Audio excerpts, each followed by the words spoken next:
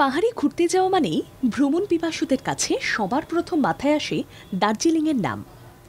দার্জিলিংকে বলা হয় পাহাড়ের রানী, কিন্তু দার্জিলিংয়ের মধ্যেই কত অফবিট ডেস্টিনেশন আছে যার হদিশ হয়তো আপনাদের কাছে নেই।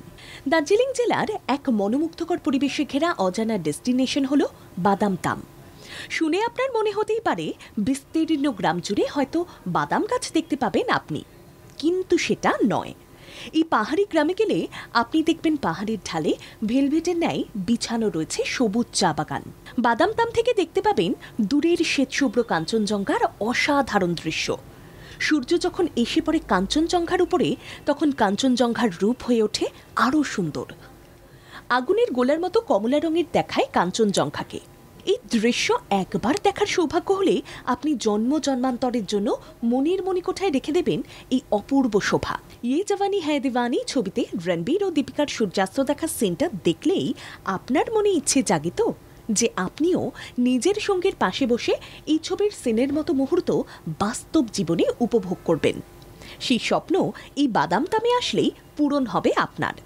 নিজের প্রেমিক বা প্রেমিকার কাঁধে মাথা রেখে কোনো এক পাহাড়ের ঢালে বসে কাঞ্চনজঙ্ঘার আড়ালে সূর্যাস্ত দেখে আপনার মন ভরে যাবে। দার্জিলিংয়ের মূল শহর থেকে 17 কিলোমিটার দূরে অবস্থিত এই পাহাড়ি গ্রাম, যেখানে গেলে সারা সপ্তাহের ব্যস্ত জীবন থেকে একটু বিরতি নিয়ে আপনি দুদণ্ড শান্তি খুঁজে পাবেন। এই উপত্যকা সমুদ্রপৃষ্ঠ থেকে 6000 ফুট উঁচুতে অবস্থিত। বাদামতামে রয়েছে কালো রঙের এক বিশাল বড় বুদ্ধ। এই পাহাড়ি গ্রামের আশেপাশে দেখতে পাওয়া যায় নানা রঙের পতাকা, যাদের দোল খেতে দেখবেন পাহাড়ি শীতল হাওয়ায়। এছাড়াও পাহাড়ি ডেস্টিনেশন মানেই সেখানে নানা অজানা পাখির আনাগোনাও দেখতে পাবেন। ট্রেনে করে পৌঁছে যান নিউ জলপাইগুড়ি, সেখান থেকে গাড়ি ভাড়া করে পৌঁছে যেতে পারবেন বাদামতামে।